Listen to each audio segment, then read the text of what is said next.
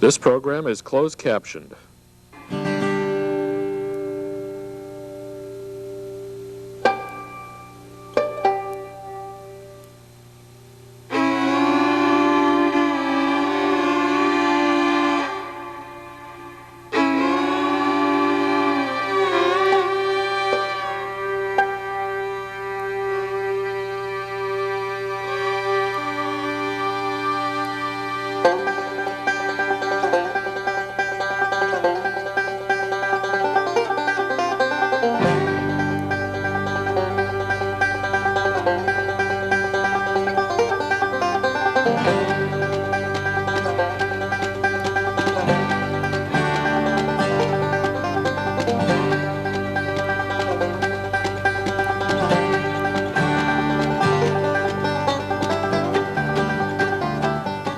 Every year, Americans generate over 220 million tons of garbage.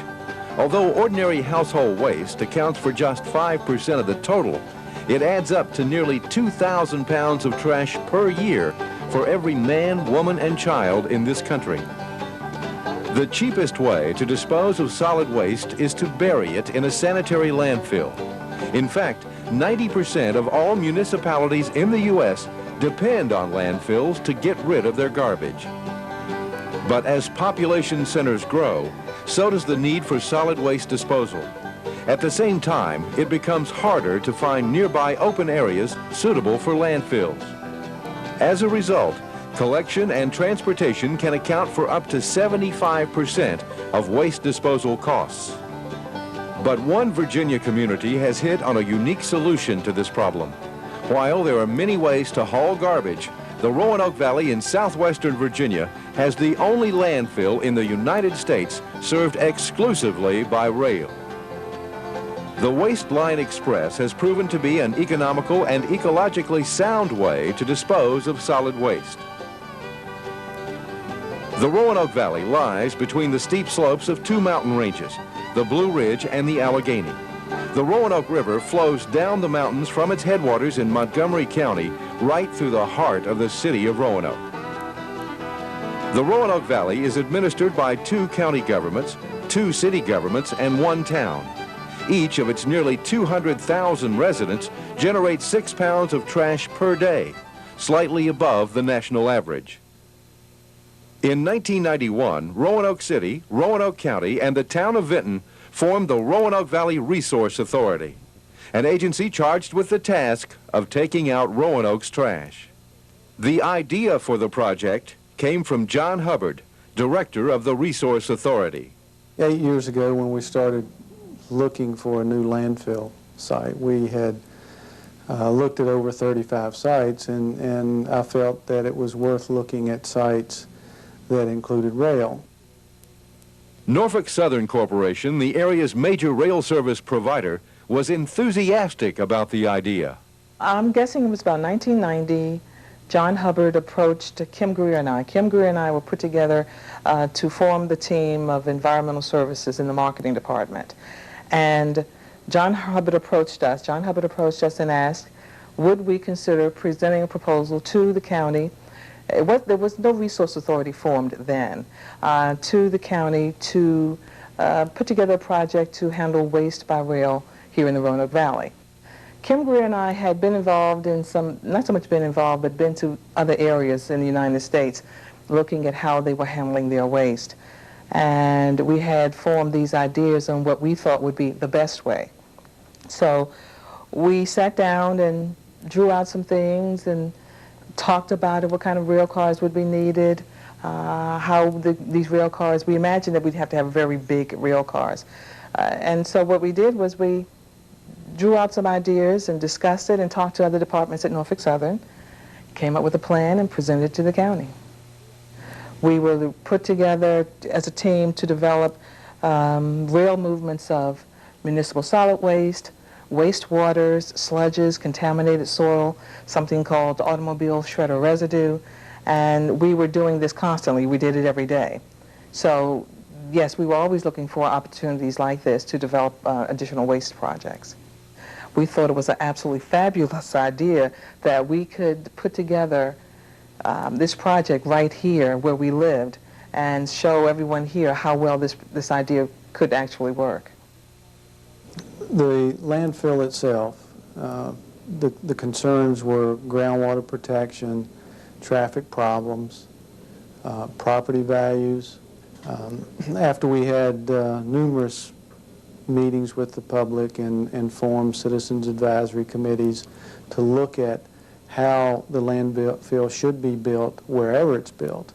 And then once we selected 2 or 3 sites, final sites, then we narrowed it down to, what needs to be done for this specific site. The $42 million project was completed in May 1994. Today, the Waste Line Express hauls 550 tons of trash on its daily 33-mile round trip. The train travels from a centrally located transfer station in downtown Roanoke City to a remote landfill in Bradshaw, a tiny farming community in Roanoke County. The Bradshaw community, with reference to the landfill, is an area approximately 1 mile surrounding the landfill. And it's made up of people of all ages, young people, old people. There's probably 3 or 4 families been here over for 50 years. That's 3 or 4 out of 60 or 70 families. And it's just a rural area. The landfill facility was named for Smith Gap, a natural feature near the 1,200-acre site. Well, we looked at 35 sites. Those 35 sites were in 4 different counties. It was our original intent to make it a regional project that included not only Roanoke Valley, but Botetourt, Bedford, and Franklin counties. Those counties didn't want to participate, so we eliminated those sites from consideration. So we were left with about 15 in Roanoke County. Those 15 were evaluated based on technical merits and the social impacts.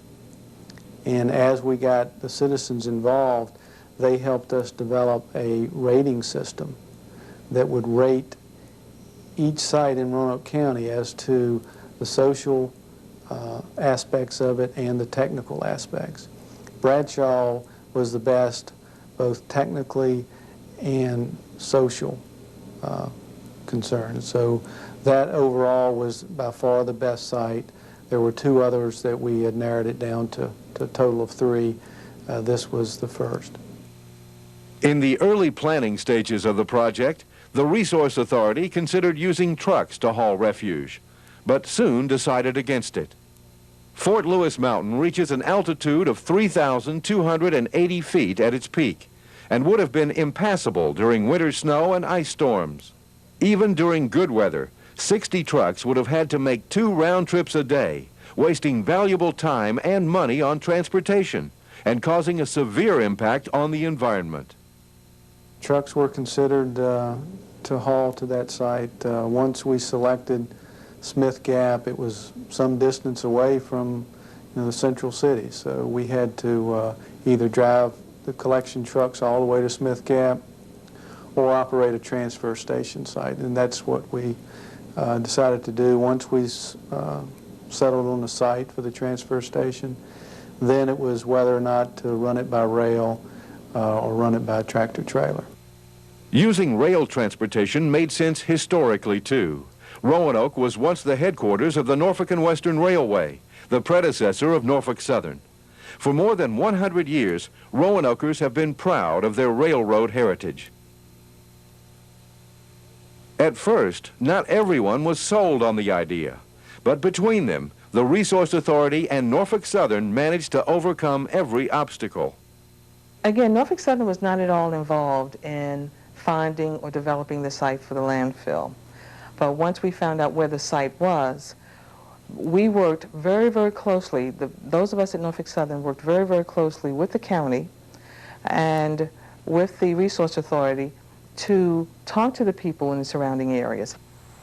Probably the greatest fear was the fear of bumper-to-bumper trash trucks traveling back and forth up Bradshaw Road. Then probably the next greatest fear would be somewhere between property values and groundwater pollution. And then there was quite a few people that were opposed to it because they live out here because they just want to get away from the hustle and bustle of the everyday life. What we did was we had community meetings, and those of us at Norfolk Southern attended those meetings with the county, with the Roanoke County Administrator, and we met with the citizens of the Bradshaw community. When we said to this community, just imagine 60 or 80 truckloads a day on Bradshaw Road. And if you think about that compared to the one train up, then that one train would turn around and within the hour be coming out of your community, and that's all you would have to contend with. And I think then a lot of the people started feeling better about it. We had it nicely diagrammed as to how we would design this 5.5-mile spur to go into their community to have the smallest impact. Before the project started, we had like a party, a waste train party, where we had some of our touring cars, and we invited everybody from the community, everybody who wanted to go, to ride the train with us up to the Bradshaw area and up to the landfill area. And it was the Bradshaw community. I don't know what their group is called, but most of the citizens of the Bradshaw, they're the ones that had the barbecue for us. Our neighborhood group has an annual picnic each year with the landfill and their employees back here at the landfill, and it's very well attended and enjoyed by everyone. This building has been a great improvement on what was here before. What was here before was a real eyesore to the city. And I have heard, how true it is I don't know, that you know of the convention center and the renovation of the Hotel Roanoke. I've heard that out-of-town people, when they happen to drop by here, think this is the convention center or even part of the Hotel Roanoke. It is a beautiful building. It is added to the city, very much so. Our intent was to try to make it look like some of the old and some of the adjoining railroad buildings. And if you look at the adjoining site, you can see the resemblance between this building and the ones that are used by Norfolk Southern themselves. So that was our intent, to try to be a good neighbor, have a good design, improve the site, which I think we have. We eliminated a site full of old metal buildings that had been abandoned. So we took the site, improved it, and I think we have a nice, attractive building that's continued to be used by the public. The journey to the landfill begins where Hollins Road and US 460 meet. The Tinker Creek Transfer Station was built here, on the site of an abandoned steel fabricating plant. Its nearest neighbor is the century-old Norfolk and Western East End shops, which in their heyday turned out some of the railroad's most powerful steam locomotives. With this in mind, the transfer station was designed to fit in with the old railroad architecture. The exterior features tall Palladian windows and covered walkways. The first stop for trucks entering the station is the scale house. They are weighed when they enter and again when they leave, so that fees can be calculated and assessed against each municipality or private hauler. Local residents can bring in loads of refuse too. A recycling station for their use is nearby. After the trucks leave the scale house, they drive inside the station where trash is dumped directly onto the floor. Controlling the odor of the garbage is a very important part of the operation. Here at the station, everything comes in the building, which helps prevent winds from blowing the odors around or trash being blown around. We have a ventilation system consisting of 10 fans in the ceiling that circulate the air constantly, that allows the odors to dissipate. The car itself, they're sealed cars with a lid, they're waterproof and airproof, so the odors don't escape until you take the car lid off and dump it. And we do have odors most of the time. In the winter it's not bad. Summertime, when it's hot, it does get odorous. The dumping floor, which measures 180 feet by 150 feet, is cleared by front-end loaders equipped with rubber scrapers. They move the trash to the waiting rail cars, which are positioned just below floor level. Backhoes equipped with huge tampers compact the trash. 2 cars are loaded at a time. When they are full, a trackmobile hauls them to the shed where the watertight lid is fitted over guide pins placed at each corner of the car. These custom-made gondola cars are provided by Norfolk Southern. Each has a capacity of 8,000 cubic feet. They are among the largest cars in use on the railroad. Around 6 o'clock each evening, the loaded train winds its way slowly through the Roanoke rail yard, headed for the landfill. At the controls is John Atkins, the senior man on the Roanoke Division and a 42-year veteran of the railroad. It would have to be a little special because it's unique, it's different. There's not another train like it, so it is special, but it's a regular assignment each day. Occasionally we see people taking pictures and waving, and I think it draws a little attention because it is a different colored train and different made cars. I always see people. We see a lot of wildlife,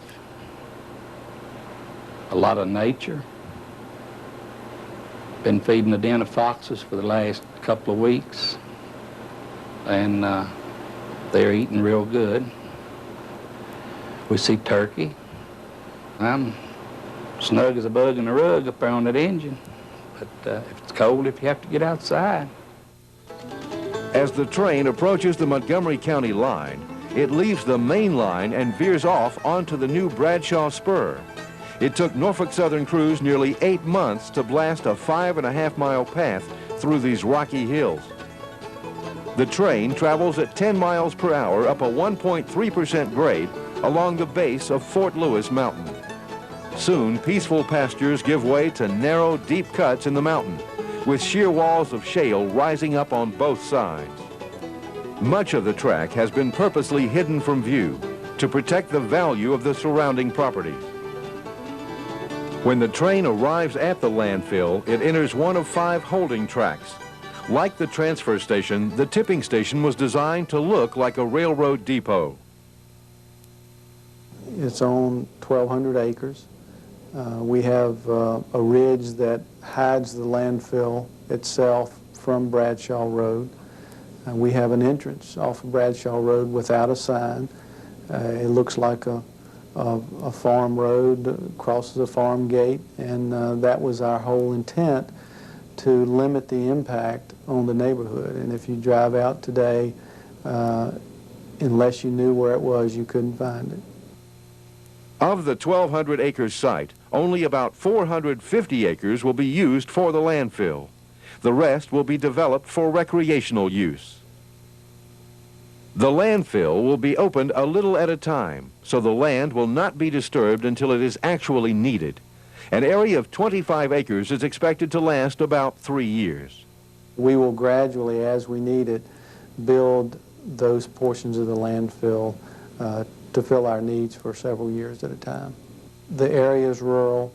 The people are out there for a reason. They like being away from the city, urban areas. They like the lifestyle that they have, and developing the site that will attract a lot of people, they're not so sure that they want to do that. So we're moving slow with how we're going to develop that site eventually. The landfill is lined with plastic and 2 feet of clay. On top of that is a network of pipes which carry rainwater and other liquids that have soaked through the garbage to a 750,000-gallon reservoir. This liquid, or leachate, is drained into 22,000-gallon tank cars and is later discharged into Roanoke City's sewer system for treatment. Inside the tipping station, the cars which were brought in the night before are emptied. The lids are removed and the cars are dragged into the station by a trackmobile. They are then locked one at a time into the tipper, and the refuse is dumped onto the floor. Huge clouds of dust are raised by the falling debris. Front end loaders corral the trash and herd it toward the waiting dump trucks just below the tipper floor. The trucks then make a 3/4 mile trip up the hill to the landfill. Meanwhile, the lids are put back onto the empty cars. Later that evening, they, along with the full leachate cars, will be hauled back to Roanoke, ready for the next run.